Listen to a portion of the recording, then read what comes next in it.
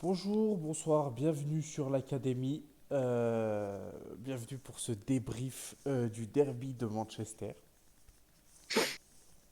Grigny, bonsoir. Salut.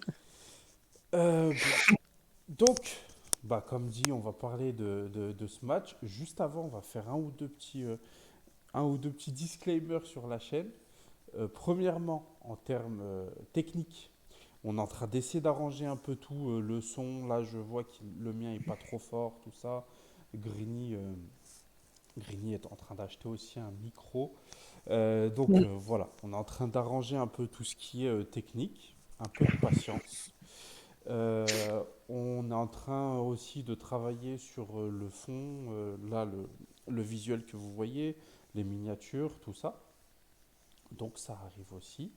On essaie d'améliorer la chaîne petit à petit, sans trop se donner de charge, parce que sinon, ça va nous pousser et derrière à arrêter, comme on a dû arrêter une première fois à cause de ça, que ça nous demandait trop de temps, d'implication pour faire tourner la chaîne. Voilà, ceci étant dit, passons au match.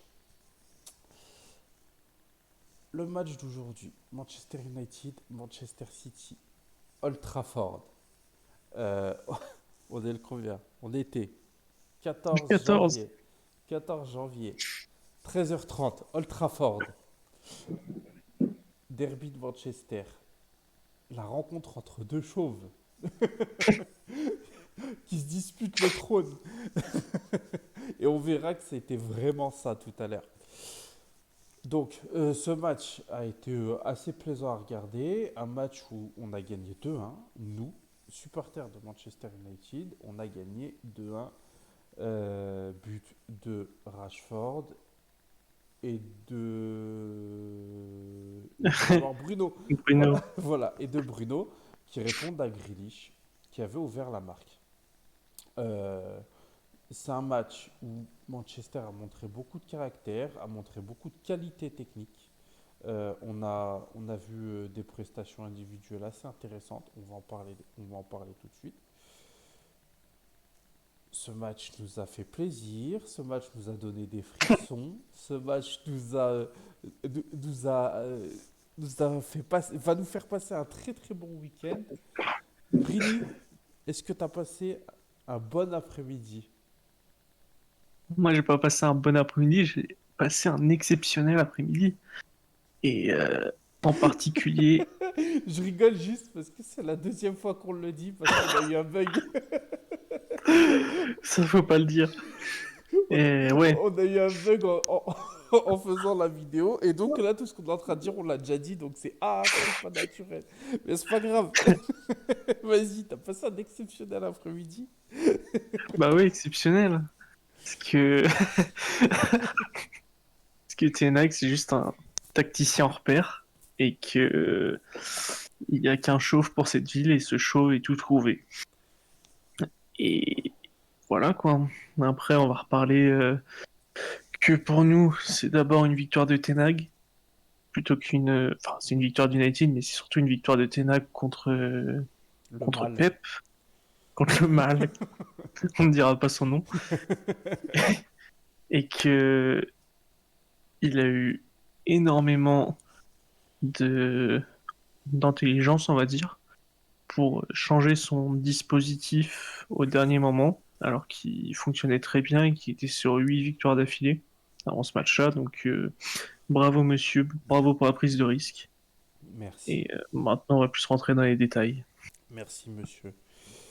Euh, Merci monsieur. il prend le titre de Show of All Time de côté.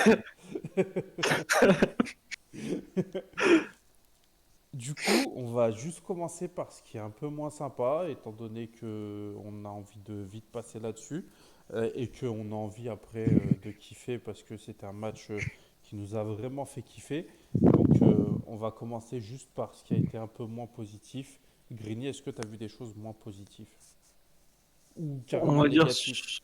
ouais, on va dire sur le plan de gestion des temps faibles, retour de la seconde mi-temps où ça a été très compliqué, on va pas se mentir, pendant 20-25 minutes, On reculait, City bah, prenait de la confiance et mettait en place son jeu.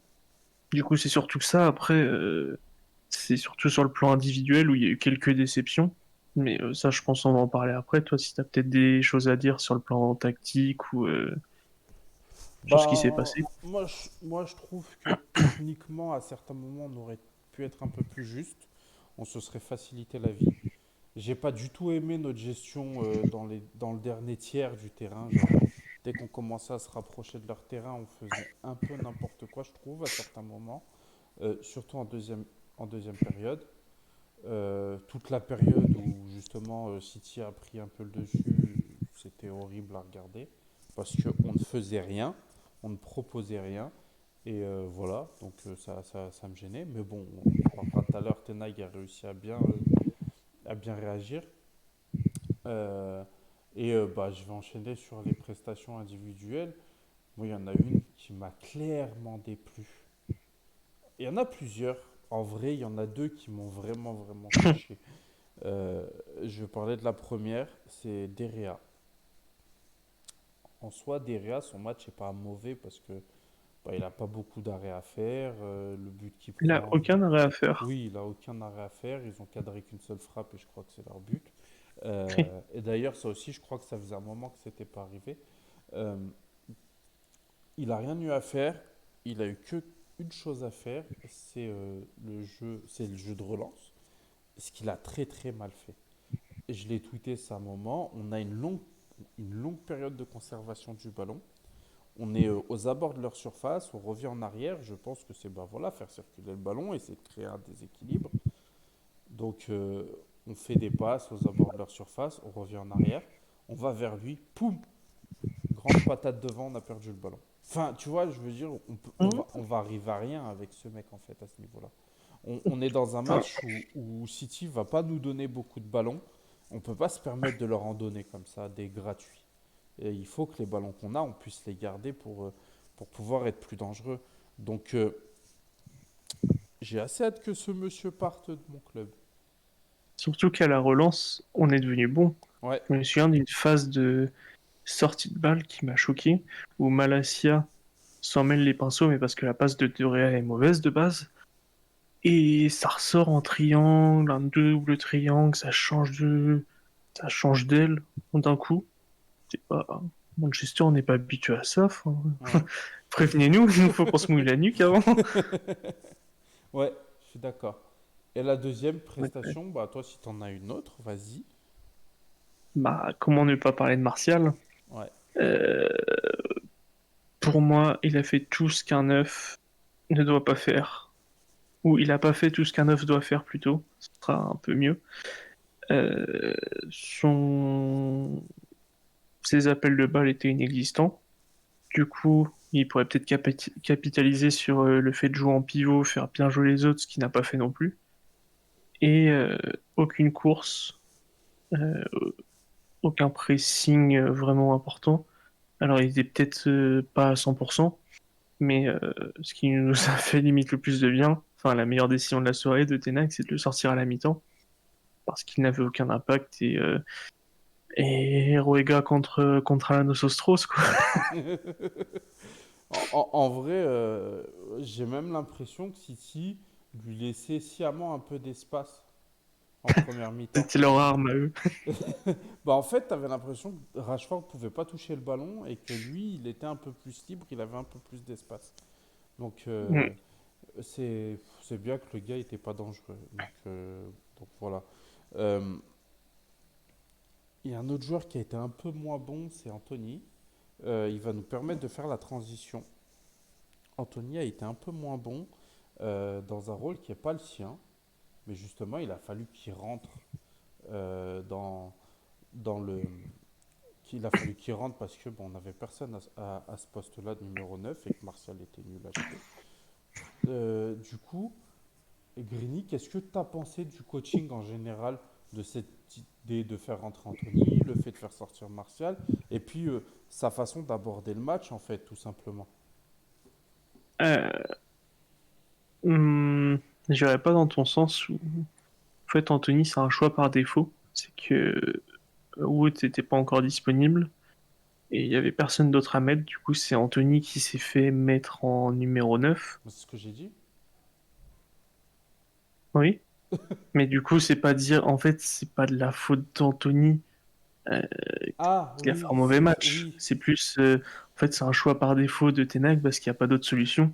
Du coup, on l'envoie au charbon, pas à son bon Ouais, poste. Et on peut pas trop lui reprocher de pas faire un bon match de 9 vu qu'il a jamais joué à ce poste. ouais. Ok, oui, je vois. Mais il s'est plié on va dire, à la tactique de Tenag. Et à un moment, quand il a été retourné, quand il a été mis sur la droite, il a un peu apporté un petit coup de folie. En suivant de quelques petits dribbles, ça faisait longtemps on l'avait pas vu faire des tentés, juste tenter. Du coup, ça m'a fait un petit peu plaisir, mais c'est vrai que c'est un match quand même à oublier pour Anthony. Il n'a pas de grande réussite. Et sur Tenag, du coup, je te parlais du Tenag, coaching du Tenag, ce que t'en as pensé. oui, bah, le coaching de Tenag, comme on l'a dit en introduction, c'est la victoire aujourd'hui. Euh, pour commencer, pour moi, le plus important, c'est sa première mi-temps, où il a complètement euh, mindfuck Pep. Euh, je pense que Pep ne s'attendait pas à ce qu'il y ait un plan de jeu anti-Rodri.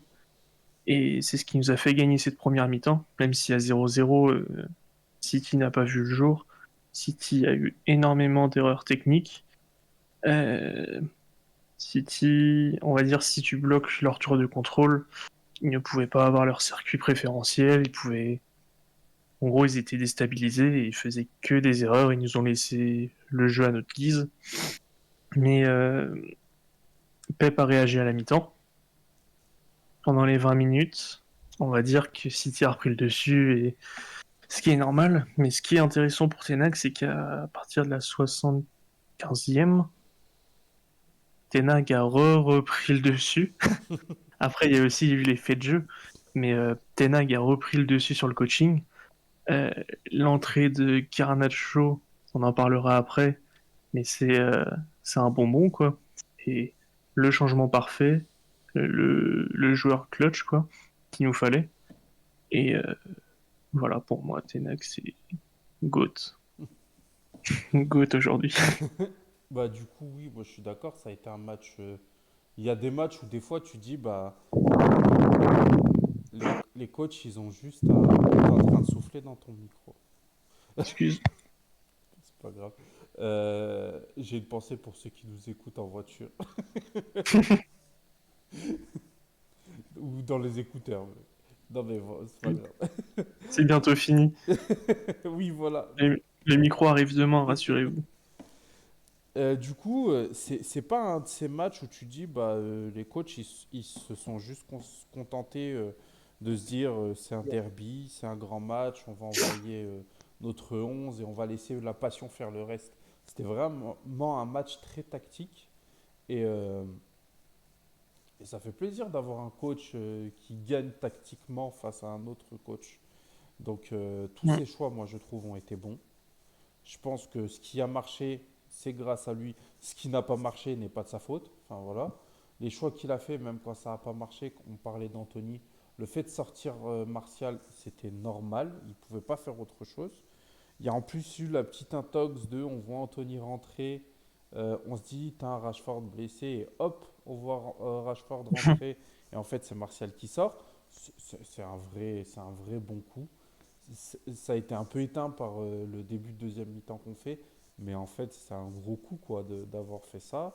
Euh, les joueurs qu'il a choisis, le dispositif qu'il a choisi, les choix tactiques qu'il a fait. Enfin voilà, on va parler peut-être de Fred et Wan-Bissaka qui Ouais. ont aujourd'hui été juste indispensables. Conservation du ballon, un petit peu de percussion, les passes, la présence physique. Enfin voilà, vraiment, ces deux-là, je les mets ensemble parce qu'ils ont presque une trajectoire parallèle, quoi. C'est deux joueurs qu'on n'attend pas de fou à Manchester. Même genre là, aujourd'hui, on dit il y a un mercato, il faut vendre des joueurs, on vend Fred et Wan-Bissaka, personne va râler. Donc, c'est des joueurs qu'on n'attend pas tant que ça. dont on n'attend pas tant de choses que ça, mais qui aujourd'hui sont de vrais bons joueurs de football dans une bonne équipe. Mm. Bah, où je te rejoins, on en a parlé avant de faire l'émission. Pour moi, Fred en particulier, mais même Arwano Wan-Bissaka, c'est les nouveaux soldats de Ten Hag. Et c'est des joueurs qui ne sont pas forcément bons par leur qualité, mais qui sont des joueurs de système, des joueurs qui seront fiables.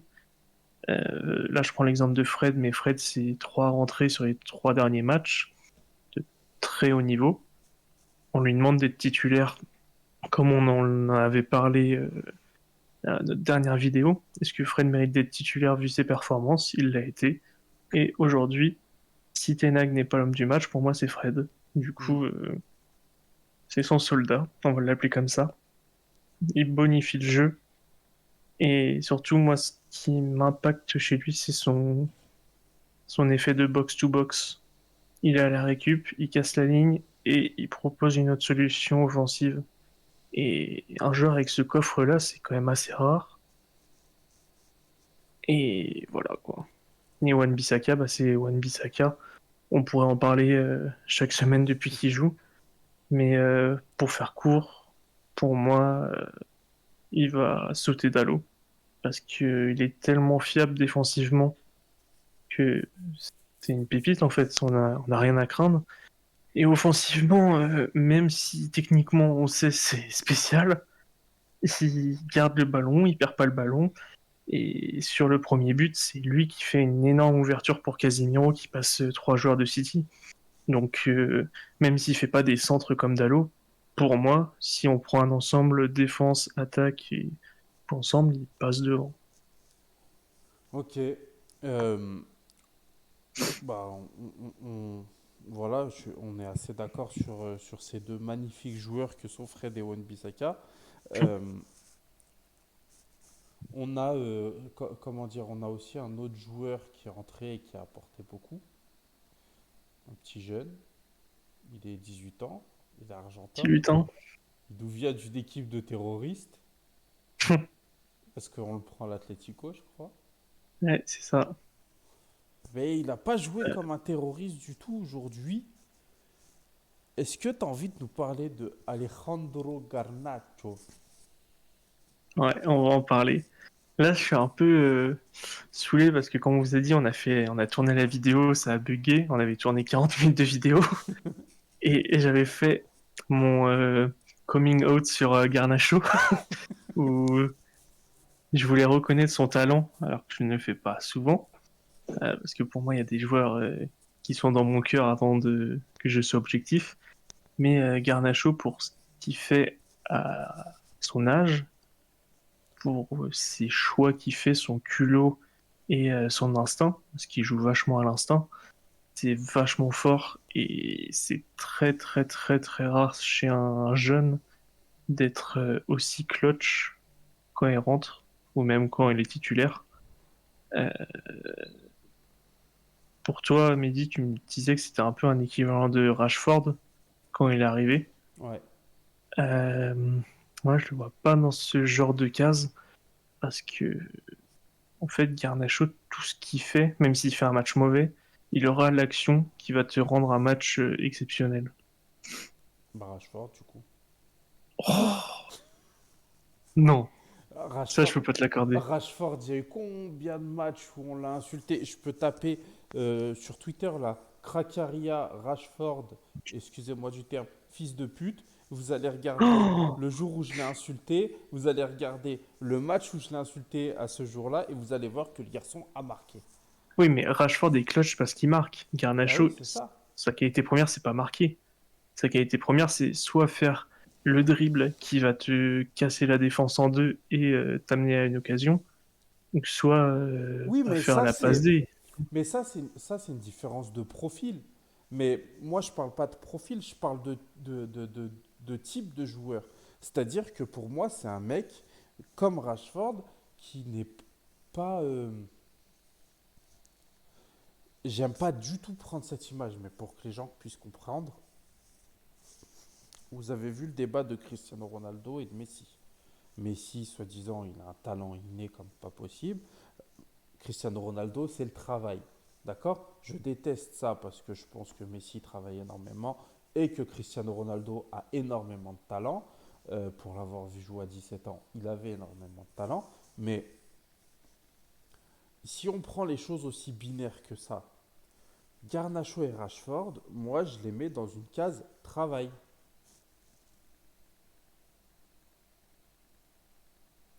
Je sais pas.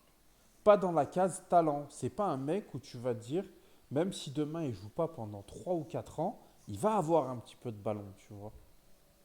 Là, Rashford et Garnacho, ils ont développé des habilités. Rashford, par exemple, sur le dribble, sur l'élimination, etc. Et je dis pas qu'il a zéro talent, parce que tu n'arrives pas là sans talent. Tu n'arrives même pas là sans un immense talent. Il a l'immense talent, mais c'est juste une image. Mais pour moi, c'est deux joueurs qui n'ont pas des facilités aussi grandes que d'autres puissent avoir, que d'autres peuvent avoir. Tu vois, genre, Hmm. il y a des mecs, euh, je sais pas moi, ces dernières années, je vais prendre un exemple que moi j'aime bien, Dembélé. Ousmane Dembélé, c'est un mec, euh, il pue le foot. Il a le ballon, voilà, il se passe quelque chose, tu vois. Et ben, Rashford et Garnacho, pour moi, ils sont pas là-dedans. Pour moi, ils, il se passe quelque chose quand ils ont le ballon parce qu'ils réfléchissent un petit peu, ils ont travaillé plein de choses et tout ça. Et voilà, c'est pour ça que pour moi la comparaison elle s'arrête là. Après, c'est deux joueurs complètement différents. Il y en a un qui va peut-être plus aider dans la percussion, il y en a un qui va peut-être plus aider dans la finition. Euh, Garnacho en neuf, je ne sais pas si ça marcherait par exemple. Rashford en neuf, je pense que ça peut marcher, tu vois. Même si je suis pas fan. Ouais. Parce que moi, ce que je vois que Garnacho a un truc que les autres n'ont pas forcément, c'est sa faculté à faire le bon choix, mais surtout à le voir. Par exemple, si sa passe décisive, où il loupe son centre, tout le monde va penser à mettre une balle en retrait parce que je crois qu'il y avait Fred ou quoi que ce soit et il continue l'action. Lui, il fait une sorte de roulette sur lui Mm, et il repart avec son extérieur du pied où personne ne l'attend. Et avec sa vivacité, bah, c'est dévastateur. mm. Ah, Et ça, complètement. en fait, c'est la vision de jeu ou la prédiction d'une action vraiment, je trouve, exceptionnelle chez lui, à son âge. Ouais. On est, Parce que ça se développe avec la maturité. ouais. Bon, on est quand même bien, on est quand même assez d'accord, hein. Oui. De toute façon, c'est difficile de pas être d'accord sur Garnacho. On va vous épargner de parler pendant 48 heures parce qu'on pourrait le faire. De Casemiro, de Varane, de Shaw en défenseur central parce que c'est encore une fois une masterclass. On va vous épargner de vous répéter encore une fois à quel point tous ces joueurs sont exceptionnels, surtout Casemiro. Euh, je pense qu'on a fait à peu près le tour, sauf si tu voulais aborder un autre point. On n'a pas parlé un point important, c'est que c'est la confirmation de ce qu'on a dit les dernières semaines, que Ten Hag a construit un collectif et que la victoire aujourd'hui, c'est une victoire collective et non pas faite de plein d'individualités qu'on met l'une à côté de l'autre. Mm, Et les joueurs s'en rendent compte parce que Bruno en a parlé en interview, où il a dit que Ten Hag a créé, je sais plus comment il l'a tourné, mais il a créé un collectif, quoi. Et c'est vraiment, vraiment impressionnant. ouais. Et ça permet d'aller sur trop de sujets. Ce collectif a aussi permis de renouer avec les supporters. On a l'impression que maintenant il y a une vraie connexion entre Old Trafford et les joueurs. D'autant plus qu'il s'est renforcé par le fait que ça fait 10 matchs d'affilée qu'on gagne à Old Trafford. On récupère un peu le statut de forteresse et il va falloir le garder au plus longtemps parce que ça c'est vraiment exceptionnel d'être un job chez nous. Mm. Et puis, enfin, je pense que pour compléter ce que tu dis, je pense que tout ça c'est possible parce que Ten Hag a inculqué des valeurs à ce groupe. Et, euh, et il veut plus. Je pense que quand il est arrivé, il a retrouvé un groupe de petits cons, tu vois. Que ce soit un certain qui n'est plus là et toutes ces phrases. Pas de petits cons, un groupe cassé plutôt, je dirais. Ouais, mais quand je dis de petits cons, c'est vraiment des mecs qui avaient peut-être pas trop envie d'écouter Tu vois, enfin, genre, je le dis affectivement pour Garnacho, par exemple, tu vois. Il l'a dit, Garnacho, il n'avait pas encore la bonne attitude. Et c'est pas pour lui taper dessus ou dire que c'est pas un joueur pro, mais en gros, je pense que il y a un palier qui a été passé dans le professionnalisme du club. Je pense qu'on est un peu Mm. plus sérieux dans ce qu'on demande aux joueurs et dans ce qu'on produit. Parce que je pense que tu peux pas demander aux joueurs si tu produis pas. Et je pense que un match comme aujourd'hui, bah, Ten Hag, ces joueurs ils vont sûrement moins râler quand il va leur dire de faire des choses. Ils ne devaient pas râler beaucoup vu la physionomie de la saison, mais ils vont encore moins râler maintenant parce qu'ils savent que bah, ils les emmènent dans le bon sens. Et il y a ça, et il y a aussi bah, son passage à l'Ajax qui est un club avec, voilà, avec une identité forte, qui s'appuie sur des valeurs, je ne sais pas lesquelles, mais il s'appuie sur des valeurs. Euh, et c'est ce qui fait qu'aujourd'hui, lui, il veut ramener cette culture à Manchester United, et ça a l'air de marcher. On a vu les infos comme quoi il a invité le coach de Charlton, enfin voilà, on en a déjà Mm. parlé dans une vidéo, mais c'est le genre de choses qui me font dire on a un entraîneur classe, on n'a pas n'importe qui en tant que coach, tu vois. On a un mec c'est un bon être humain aussi pour notre club. Notre club est entre de bonnes mains et je pense que s'il fait, pour finir, je pense que s'il fait 50 milliards de références à Sir Alex Ferguson par semaine, c'est pas pour rien, c'est pas de la com, c'est pas du clientélisme, c'est pas le démago du tout. Je pense vraiment qu'il s'inspire de ce modèle-là. Alors peut-être pas Mm. juste, juste Ferguson, vraiment lui. Peut-être qu'il s'appuie sur les dires de Ferguson parce qu'il est dans le club où il y a eu Ferguson. Mais je pense vraiment que c'est quand même des choses qui l'animent depuis toujours. Mm. Bah, après, je suis d'accord avec toi, il a ramené une discipline, hein. Les joueurs le disaient avant, en fait. Avant, il n'y avait pas de vraie discipline. Les entraîneurs qu'il y a eu avant, c'était un peu au favoritisme, on va dire. Là, il a ramené un code de conduite pour être, Mm. pour résumer, un code de conduite et surtout, en fait, le fait d'avoir des bons résultats, le fait de gérer l'histoire Ronaldo d'une bonne main, on va le dire quand même. En fait, il est intouchable. Ouais. Et c'est lui le boss. Et comme ça a été dit en interview, je sais pas si tu l'as vu passer, lui, dans son code de conduite, il dit ça sert à rien de mettre des amendes à des millionnaires, ça servira à rien. Mm. Mais on va punir sur le temps de jeu ou sur Sur tu du vas sur le sportif. banc, voilà. Pour lui, il n'y a aucun titulaire indiscutable. Et si t'es pas là, ça me permet de rebondir sur Martinez. Si t'es pas là, tu décides de revenir plus tard, c'est ton droit, tu prends ton temps. Mais par contre, il faudra pas venir pleurer parce qu'il y a des joueurs qui ont la dalle et qui vont être à ta place. Mm. Complètement. Et je pense que c'est la bonne manière de coacher et d'inculquer des valeurs à nos joueurs. Tu vois, Martinez, peut-être que la prochaine fois, même s'il vit quelque chose d'aussi fou que de gagner la Coupe du Monde, il y réfléchira deux fois et il pensera à ses coéquipiers qui, eux, vont aller se taper un match contre Bournemouth, tu vois. Ok, t'es Mm. champion du monde, mais t'as aussi des coéquipiers qui t'attendent et qui comptent sur toi, quoi. Donc voilà. Bon, la vidéo fait presque 30 minutes. On l'a fait en accéléré, donc si on faisait pas attention, elle durait 2h30, je pense. On était parti pour ça, hein, le Ouais, premier rec. c'est ça. Et puis voilà, avant que ça bug, j'aimerais bien qu'on coupe. Du coup, euh, merci à tous de nous avoir suivis. Je vous répète, merci à tous de votre implication dans la chaîne. On a beaucoup de commentaires, on a beaucoup d'interactions avec vous. Et c'est super parce que c'est pour ça qu'on le fait. Sachez que demain, enfin là tout à l'heure, à 21h, 20h, 20h, on va faire un live sur la chaîne Twitch de l'Académie. On vous mettra le lien. Je ne sais pas si sur YouTube on a le droit de mettre des liens Twitch. Ah oui, ça peut. Tu peux partager les liens en description. Bon, alors là en tout cas, Et sur Twitch, si vous voulez parler avec nous dans le chat, si vous voulez un peu plus d'interaction, eh ben, n'hésitez pas à passer.